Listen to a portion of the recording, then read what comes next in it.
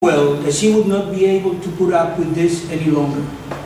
The previous evening, deep in the tunnels of Grand Central, she had to wrestle with the cops who were finally able to subdue her and quietly escort her out of the facilities. But just what could she do? Ever since her husband left her for a woman that could have been her daughter, Bertha had let herself go and began drinking more booze and popping more tranquilizers than in all 20 years of married life. At first, she knew how to cover it up by calling her job early and excusing herself because of an illness that had more to do with delirium tremens than anything else. Then she began missing work on a regular basis to the point that her boss called her into his office to warn her and tell her that from then on, he was not going to put up with any more of her absenteeism or lateness. Bertha really made an attempt to change her drinking habits, but she never sought professional help. One day she awoke and realized it was Sunday when she turned on the TV set. She had slept for 3 days in a row without ever once calling the job. Naturally, when she showed up for work on Monday, the personnel secretary was waiting for her to give her an envelope with a pink slip. She was denied unemployment benefits and lived off of her savings for 3 months, after which time she saw herself out in the street with no roof over her head nor anyone to turn to. Now she was alone in a city that would rather see the homeless dead. She would beg during the day and seek refuge in the city-run shelters at night. But there, life became unbearable for her when she saw all the drug dealing, the drinking, and the brazen prostitution that was going on. She wound up walking along the avenues with a supermarket cart filled with her few belongings, the only one she had been able to rescue from her apartment before joining the ranks of the homeless. So she slept wherever the night and its unexpected events might catch her. First, it was in the trains, but with so much harassment from the cops, she decided to seek shelter beneath the larger bridges where colonies of people like herself had become accustomed to being homeless and made the most of things. They had built a type of a stronghold beneath the Queensboro Bridge where they stole electricity from the high-tension wires that allowed them to hook up and watch their TV sets, brew coffee, and cook. As time went by, Bertha was able to assert herself and got her own spot among the homeless group. By dint of stealing small items from careless passers-by, forever begging, she had managed to construct a space she could call her own. Small table, a military cot, a hot plate where she would heat up the cans of food given to her by the charitable institutions, even a small TV set where she could watch her favorite evening sitcoms. After all, one had to laugh at life because so much bitterness could only lead to depression and suicide. That evening, Bertha returned to her shack with a bit of food that she had managed to buy at the supermarket thanks to the new food stamps that someone had given her. But suddenly, something surprised her. Her lights were on, and she could make out the shadow of someone moving about as if they were at home. Instinctively, she picked up a cobblestone that she found in her path and silently drew near. Holding her breath, she thought that this was just another ironic moment or one more of those dirty little tricks that destiny plays on her. There, before her very eyes, stubbornly making herself at home and using her things as if she were the honored lady of the house, was that damned Uruguayan woman that had made her life hell from the day she arrived. Bertha remembered with suppressed anger how Isabel had put her down because of her Indian blood, her appearance, because of her ignorance. She, on the other hand, used to talk about her English ancestry and her job as the head of public relations at McGraw-Hill. Blonde, white, and blue-eyed, she used to boast and brag about her ancestors by the heat of the fire around which the squatters would gather on Saturday nights. Finally, Bertha's pent-up hatred manifested itself into an unholy shriek and she entered like an Amazon into the meager premises covered by 4 aluminum walls. "What the hell are you doing here, lady?" she said, her voice trembling. She was hiding the cobblestone behind her back, her arms crossed. "Lady Isabel, to you, and don't you forget it, you shameless Indian. This is my place. Nobody gets in here. It used to be, now it is mine. Look, just get out now, and nothing will have happened, I can assure you.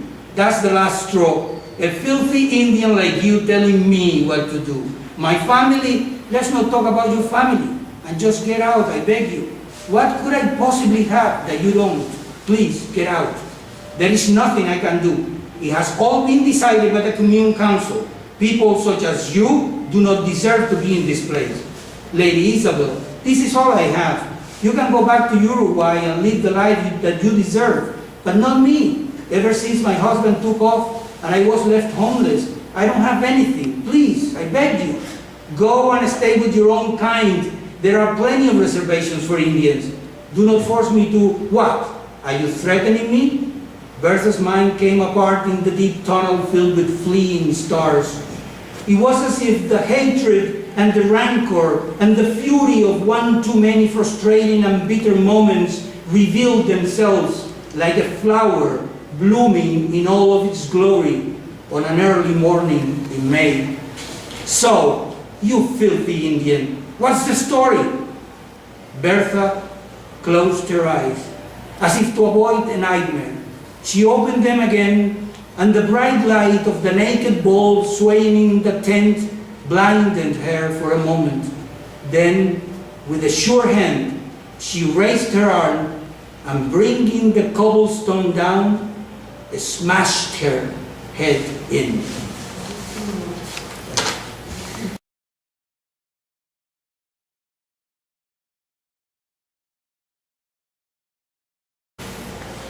There are 2 prose poems and 1 short poem. And the first one is a prose poem called Hypothesis of a Dream. And it has 2 quotes, one from 1 Samuel. "And it came to pass, when he had made an end of speaking unto Saul, that the soul of Jonathan was knit with the soul of David, and Jonathan loved him as his own soul." 1 Samuel. "Let him kiss me with the kisses of his mouth, for thy love is better than wine." The Song of Songs. "Nevertheless, I never offered a thorough report of your absolute surrender. After all, I was the one who had gone searching for your scent of moss until I found you distracted at the bar in the opal-tinged lights of the afternoon. Sycophants prevented me from coming closer, were surrounding you. Our eyes met patiently. While leaning over, I noticed the dark blonde down that made furrows on the back of your neck. I felt the swell of your breath and foresaw a capitulation. Our lips showed us the path. A recent breakup had made me vulnerable. I lost it after your kisses. I longed for the young body sweet as sugar cane. I breathed in the fascinating insolence of your unsophisticated loquacity. I relinquished everything for your lips. While the summer's scorching sun was hitting the walls, I nibbled on your buttons until I pulled them out and found you, strong and flawless, in the intoxicating sweat of your thighs, in the inner perspiration of your navel.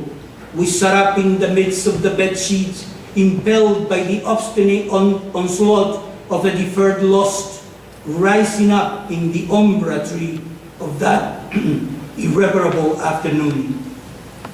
This is a short poem. It's called Gift. "Rhythmically, the sun kisses in quick waves, estuary overflowing your waist, sweet, feverish path traversed in secrecy, biting ecstasy, mine, your lethargic flavor. Undergrowth you are offering me among the trills, sparkles fastening you to the molds, finally choking off your dare. In the undergrowth, your generous gift makes me fervent." The last one is called Capitulations, and it's a prose poem. the awful daring of a moment's surrender which an age of prudence can never retract. Yes, Ali. My memory of you was resting in the twists and turns of a deferred forgetfulness, in the sap of lethargic years, in the indolence of unconscious sighs, and in one or two misplaced or shuffled away poems, collecting the forgiven dust of a forgotten drawer, or in a lost or out-of-print book. Perhaps it was difficult to remember a feeling. Just Velázquez's Pentimento, observed with a distracted eye, focused on in a weariness that insisted on adapting complacency. The arquebus and Philip IV's leg were projecting a remorseful halo, a specter foretelling better omens. Your youth forced its way through, and you were here once again, as if nothing had happened, as if time were a frozen old life image, offering us a second opportunity in recklessness. It was the scent of youthful bodies permeating the bed sheets, doggedly fluttering around the four mahogany walls of my bedroom, through the saliva of a first kiss, which we discovered after a fight to the finish of our naked bodies. You managed to define in the unsteadiness of our heartthrobs something infallible in the rainy nights that both of us wanted it to be durable, perhaps everlasting, with the callousness of a love naming itself before the bitter squabble of the lemon trees. I always wished to be able to reconstruct your face. Sometimes it was possible to detect an exquisite tremor in your earlobes. Your eyes looked at life with apathy, as if they were crossing water expanses wherein both could see each other from within. Perhaps your lips were modulating unrelated melodies that, notwithstanding, were sinking me into a stupor to which your breath was infusing exotic mallows. My tongue traveled over your perspiration until, reaching you, budding down and kissing its surroundings, I delivered to you, enveloped in my saliva, the epiphany of our throats, the strange sensation of an iridescent, wild light perforating my already ravished retinas, my bloodless body. Biting on each other without regrets, carried over by a passion overflowing the aquatic crowds of a bloody fervor, we managed to jump in the midst of the overwhelming air of the afternoon, rubbing each other in the flickering lights of our young bodies, glimmering like dolphins in the eternal delivery of the deluge. Thank you.